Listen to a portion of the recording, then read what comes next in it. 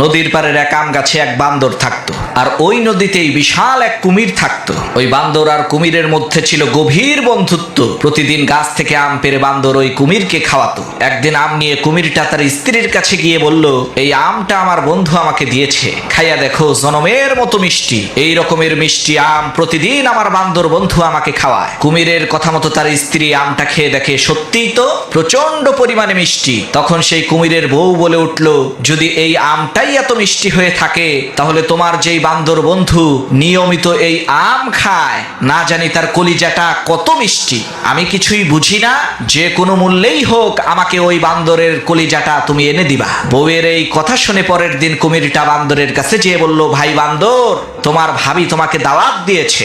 গতকালকে তোমার আর আমার গভীর বন্ধুত্বের আলোচনা শুনে সে বলেছে, বান্দর তোমার এত ভালো একজন বন্ধু, তাহলে একদিন তাকে আমাদের বাড়িতে নিয়ে এসো। কুমিরের এই কথা শুনে বান্দর কোনো কিছু না ভেবে এক লাফে কুমিরের পিঠে এসে বসলো আর বলল, চলো আজকে ভাবির হাতের রান্না খাবো। চলতে চলতে নদীর মাঝখানে যাওয়ার পর কুমির বলে উঠল, ভাই বান্দর, আসল কথা হলো তোমার ভাবি তোমার কলিজাটা খেতে চায়, এ কারণেই আমি তোমাকে নিয়ে যাচ্ছি। কুমিরের এই কথা শুনে বান্দর ভয় পেয়ে গেল, কিন্তু সে হাই হুতাশ না করে হেসে দিয়ে বলল, আরে ভাই, এই সামান্য একটা বিষয় তুমি আমাকে আগে বলবা না?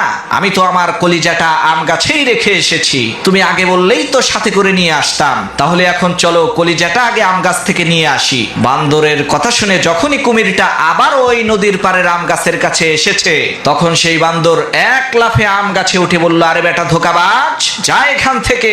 আমি তোর উপরে ভরসা করেছি, তোকে মহব্বত করেছি, আর তুই আমার সাথে এত বড় ধোঁকাবাজি করলি। প্রিয় বন্ধুগণ, আজকাল এই দুনিয়ার পরতে পরতে ধোঁকাবাজ লুকিয়ে আছে।